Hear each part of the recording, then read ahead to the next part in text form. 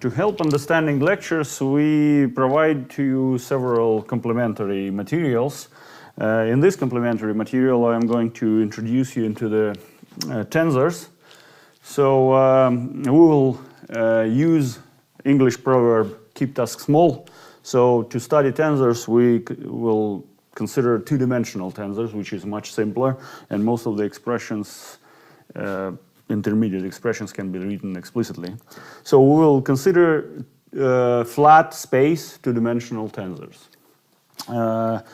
To introduce you into what means tensors, let me start with a vector. All of you know what means vector. Vector is, in two dimensions, is something which carries two components. But there is a distinction between a row of numbers and a vector. Vector is some quantity which appropriately transforms under the coordinate transformations. Namely, if we have a vector v1, v2, it transforms according to the following rule: m12, m11, sorry, m12, m21, m22, v1, v2. Where this is a coordinate transformation matrix, we consider only linear transformations in flat space, and most frequently we actually consider rotations, and this matrix is just famously known cosine phi minus sine phi, cosine phi. So this is just a matrix of rotation on angle phi. So this is a two-dimensional vector. But what is the difference? In tensor notations, vector is represented as follows. It's some quantity which carries index a, and a is ranging from 1 to 2. Then in tensor notations, this equality is written as follows. It's VA bar is equal to MAB VB. So in tensor notations, if there is a repeated index, it assumes that there is a summation. So this is literally means that there is a sum over b from 1 to 2, m, a, b, v, b. And let us see that this equality is actually this one. So explicitly, this is just two equations for each value of a.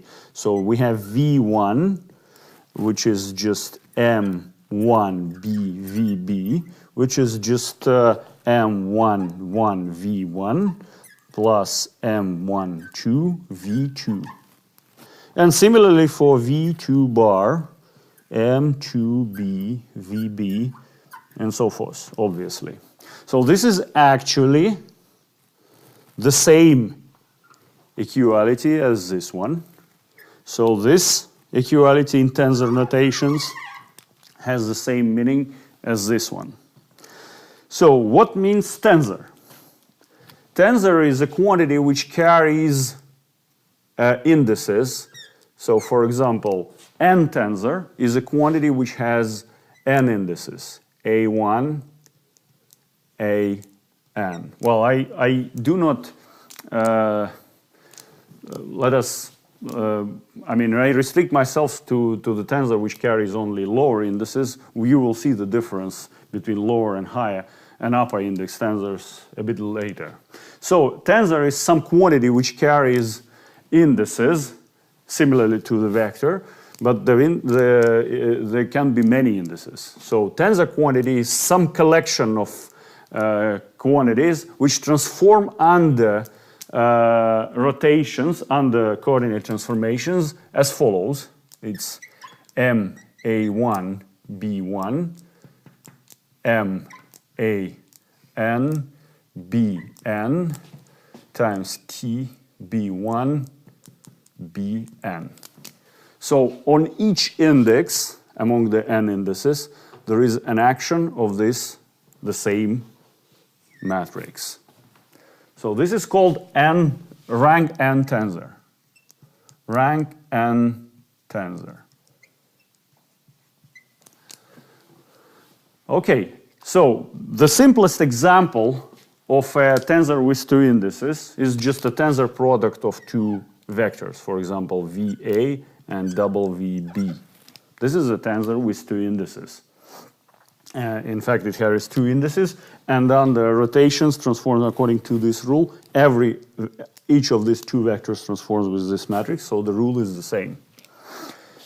So, in principle, if you have a tensor with two indices, it is convenient to place it in a matrix. For example, T11, T12, T22, 21, 21, T22. But if you have a tensor with more indices, its placement into a matrix is already kind of cumbersome. In fact, well, in principle, we can place it in a matrix, cubic matrix of the following form: T111, T112, T121, T122, and then there is a second layer, T211, T212, and etc. So, but who needs this placement? This is, in fact, if you have tensor with many indices, you can place it in a hypercubic lattice, hypercubic matrix, but there is no point of doing that. So even this placement is pointless, because one has to get rid of this way of notations. One has to use tensor notations because they are convenient for many reasons, and we will explain why during this discussion. To clarify why we need tensors, let me introduce the notion of scalar product or norm in the space of vectors. So we all know that if we have two vectors, we can multiply them into scalar product, which is just V1 double V1 plus V2 double V2. Let me just stress why I use upper and lower index. In this case, it's like, in a sense, meaningless, but just to stress that we have something like V1, V2 multiplying double V1, double V1, double V2. And for the row, we use lower index. For column, we use upper index.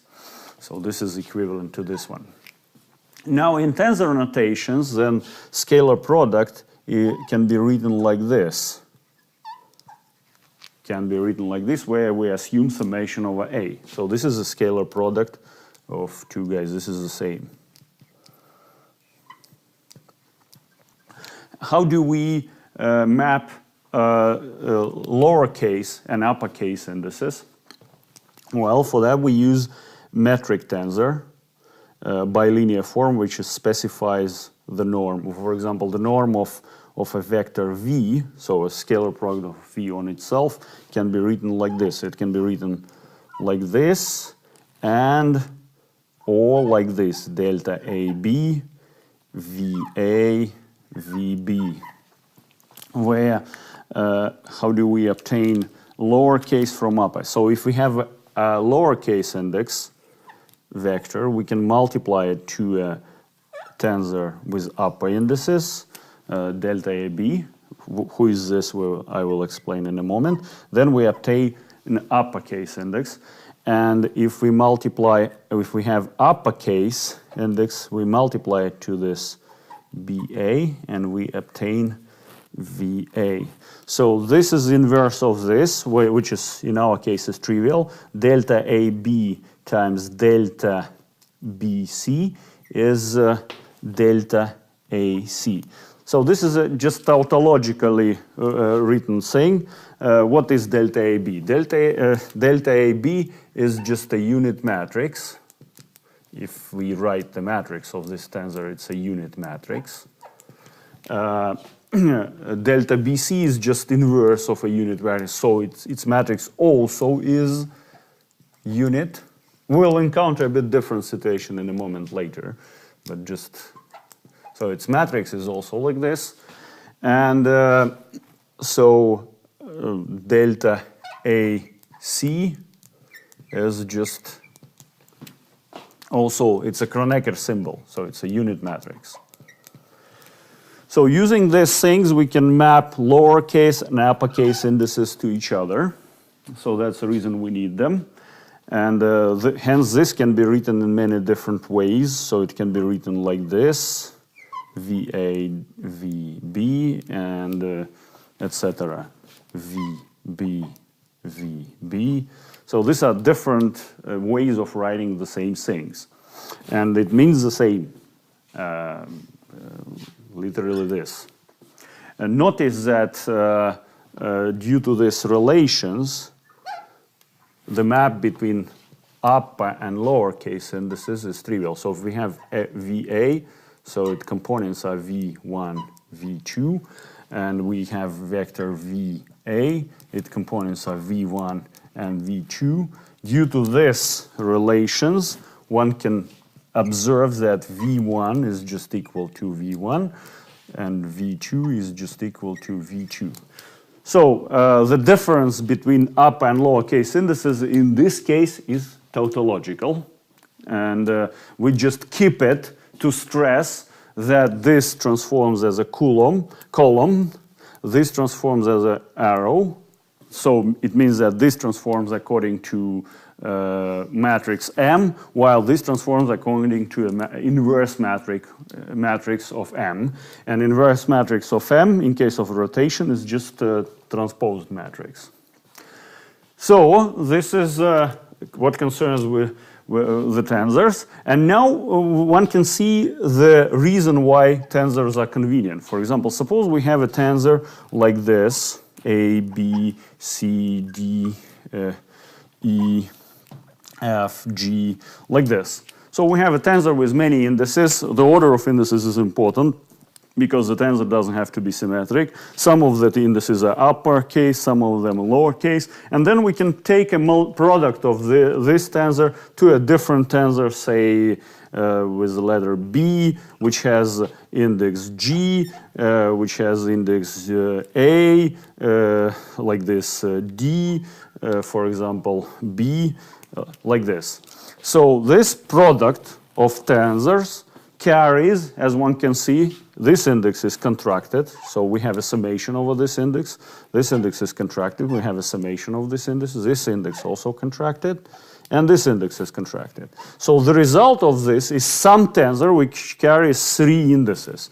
So because transformation of this index compensated with this index and etc., we have something which transforms according to the rule how tensor with 3 indices is transformed. So we have in tensor notations, all the transformation properties under rotations are obvious. That's one of the reasons why tensors are convenient.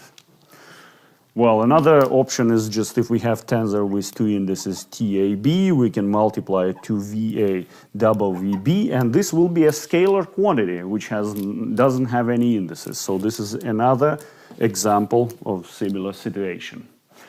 And what else? And so using these things, we can lower and higher indices. For example, if we have a tensor like this, we can multiply it by a matrix tensor, by a metric tensor, and the result will be a tensor with 3 lower indices. And similarly, we can hire, for example, TABC, we can multiply delta BD. This will be a tensor with indices A, D, C. So these are the ways we can map lower and uppercase indices to each other. Perhaps we need to clarify further our notations. Namely, we have a tensor like this. It transforms according to the rule as follows, that there is M, A, C, and M, B, D, T, C, D. And what is the difference between this and this matrix? Is the one is the inverse of the other, namely if we have M, A, B, M, B, C. This is delta A, C. And what does it mean that we have an invariant expression? It means that if we have a quantity like this, for example, T, A, B, V, B, then we have the following transformation rule for this quantity, that this barred quantity is just M, A, C, T, bar, C, B, V, bar, without bar, sorry, V, B. So why do we have this relation? Because according to this and this rule, the transformation of this index compensate transformation transformation of this index compensates this, and we have only one M gone out, and which states that this quantity transforms as a vector with one index. So, and all the rest follows. And several things are in order. So we have a metric. It means that if we have in our space 2 points, x and nearby points, x and x plus dx, or in tensor notations, xa and xa plus dxa. And then we can define distance between these 2 points according to the formula like this. dl squared is just dxa, or the same as delta AB dxa dxb, and the same as delta AB dxa dxb. So this is the same thing, and as you know, this is just dx1 squared plus dx2 squared. So finally, we should stress that because, as we all know, under rotations, this bilinear form doesn't change. It means that after rotation, we have that dxa bar is equal to dxa dxa. Namely, this is equal to dx1 bar squared plus dx2 bar squared, and this is equal to dx1 squared plus dx2 squared. So under rotations, the bilinear form doesn't change. It means that delta AB, which is a metric tensor, so it's a quantity which transforms according to the rule as tensors should transform, MAC, MAD, delta CD, but the components of the barred tensor coincide with the original component. So the matrix of this guy is the same as the matrix of this guy. This is not the case for an arbitrary tensor with 2 indices or with many indices. So this statement just means that we have invariant tensor. Another invariant tensor in 2 dimensions is totally antisymmetric tensor. Epsilon AB is invariant. In fact, it has this property, A, B, A, so it's antisymmetric, and if we specify that epsilon 1, 2 is 1, then one can obviously from these properties find that epsilon 1, 1 is 0, and epsilon 2, 2 is also 0, because under antisymmetry and the exchange of indices, it changes the sign, but it is equal to itself, so it's 0, and epsilon 2, 1 is just minus 1. So why is it invariant tensor? It's just because if we have 2 vectors, VA and double VB, the corresponding quantity epsilon AB, VA, VB, double VB, is nothing but the area of this parallelogram, and the area of the parallelogram after rotation, not only the area doesn't change, but even the formula expressing it after rotation doesn't change. So it means that this tensor is invariant under rotations. Similarly, in three dimensions, we have antisymmetric tensor epsilon I, j, k, where I, j, and k run from 1 to 3.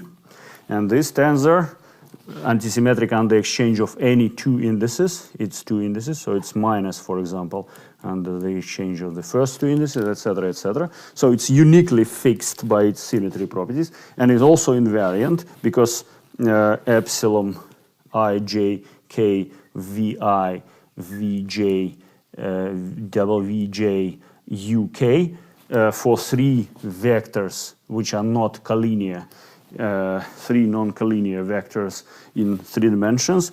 This guy specifies the volume of, how to say, this is not parallelepiped, but its faces are parallelograms. So I mean something analogous to parallelepiped. And so, the area for this parallelepiped doesn't change under rotation. The formula expressing the area doesn't change. So these are very similar. In 4 dimensions, in 4-dimensional space-time, we also have epsilon, mu, nu, alpha, beta, which specifies antisymmetric tensor. What else should I say here about the tensors is the difference between space and space-time. And that I will clarify in a moment.